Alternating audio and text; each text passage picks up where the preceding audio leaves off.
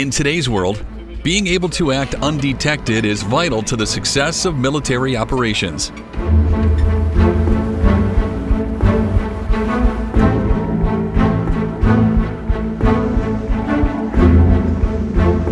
Thanks to submarines, most of such strategic and covert missions are made possible.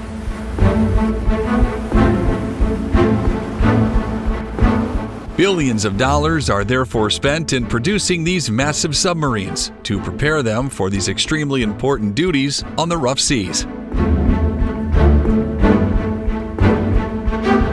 In Sweden, submarine manufacturer Saab Kockums is producing a new class of air-independent propulsion submarines in one of its factories.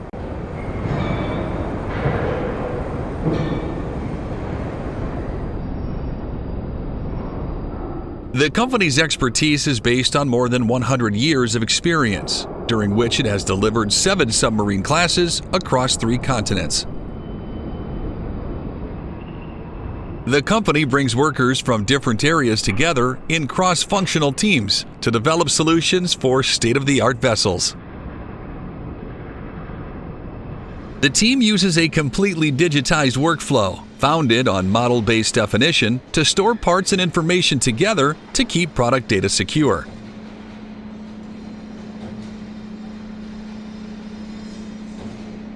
Once ready, submarine components are tested rigorously to make sure they will keep sailors safe as well as meet the needs of the Navy.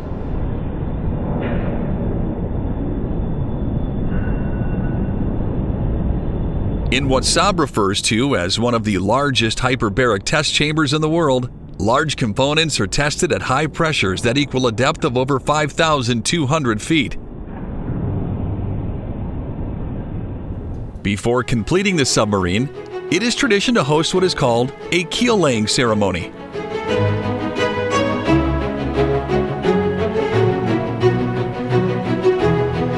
Oftentimes, the initials of the ship's sponsor are welded onto a steel plate that is installed in the ship.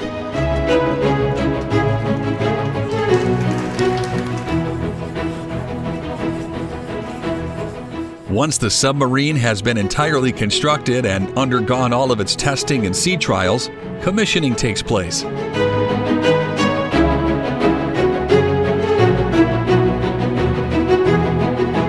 Of course, the submarine must first be deemed capable of joining its designated fleet and performing its missions up to standard. At the commissioning event, it is expected that the ship's sponsors are in attendance, as well as leading dignitaries, public officials, and the media. That our flag was still there. Oh, say does that... Once the ship's pennant is raised and the ship is officially manned by its crew, it officially becomes a United States Navy ship.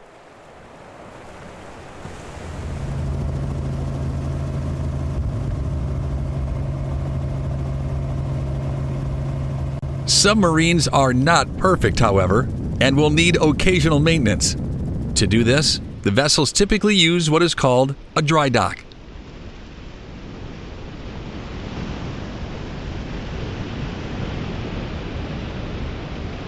This is a narrow basin that can be drained of water to allow for ship inspection and repairs.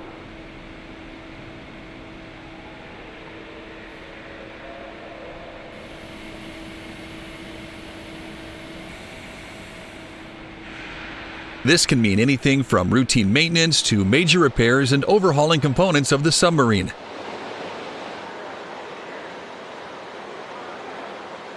Mid-life upgrades are also done in a dry dock, including the updating of technology and combat systems upgrades and general overhauls.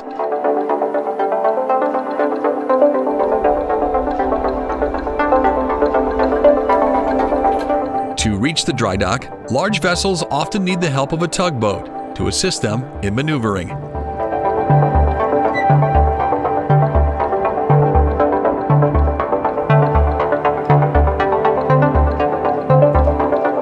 These tugboats are designed with the purpose of pushing and towing large barges, boats, or ships.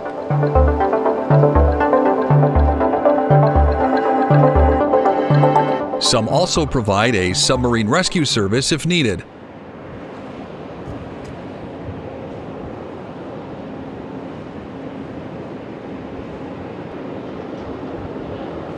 Each tugboat has a different requirement based on its docking location, which can include anything from port traffic volume and types of ships the tugboat will be towing within its domain.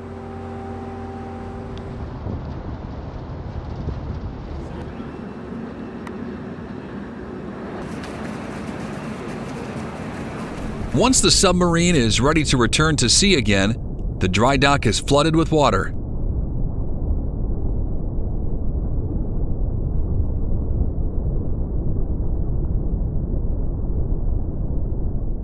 Just as with docking, undocking a ship is complex and requires careful planning and teamwork across the entire shipyard.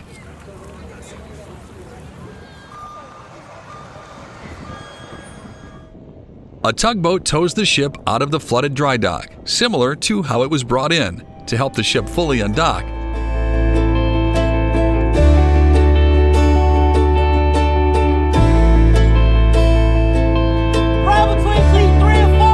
Then, it is ready to rejoin its fleet. Though sailors may be ready to get back out to sea, life on board a submarine is anything but normal for the average person.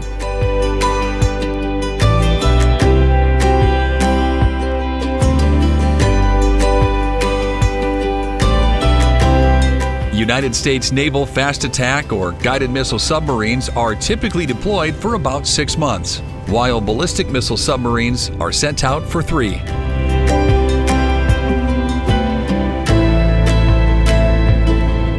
Navy submarine sailors are typically attached to a submarine for about 3 years. They must take on shore duty for 2 to 3 years after that.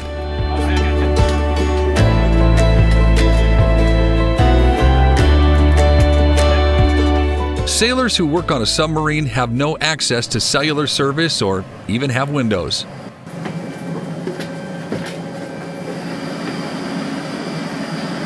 But many do get to enjoy excellent food.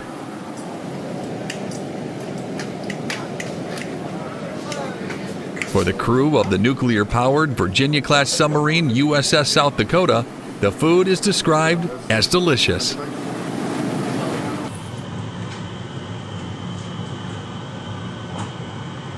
A crew of 7 culinary specialists aboard the ship is responsible for the meals.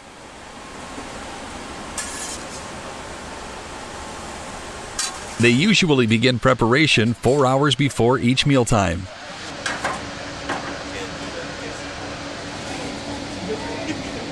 Some of the meals include pizza, omelets, bread pudding, and giant cookie dessert bars.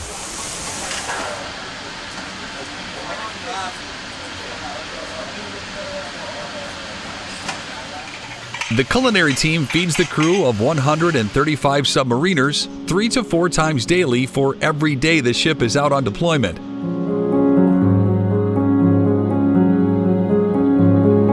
Even the mess hall, which is where the crew dines, is decorated to make it more enjoyable for the team. Though parts of the deployment may be enjoyable, it is also tricky, especially when crew members spend weeks submerged under the water with little to do but work and sleep.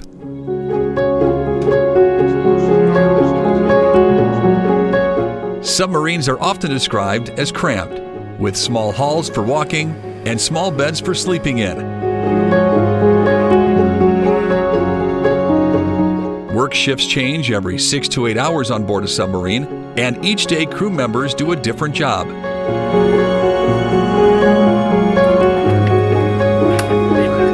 This requires that all sailors on board the ship must be organized.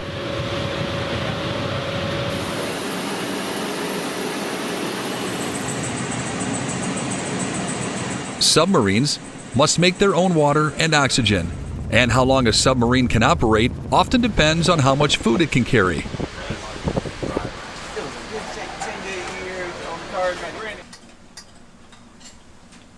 At the center of the submarine is the control room, both in a physical and operational sense.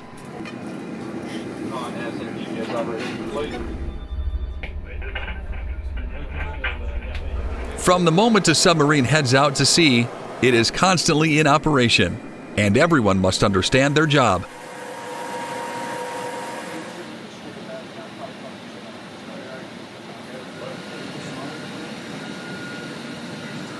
Everyone from a sailor to a commander has an important job.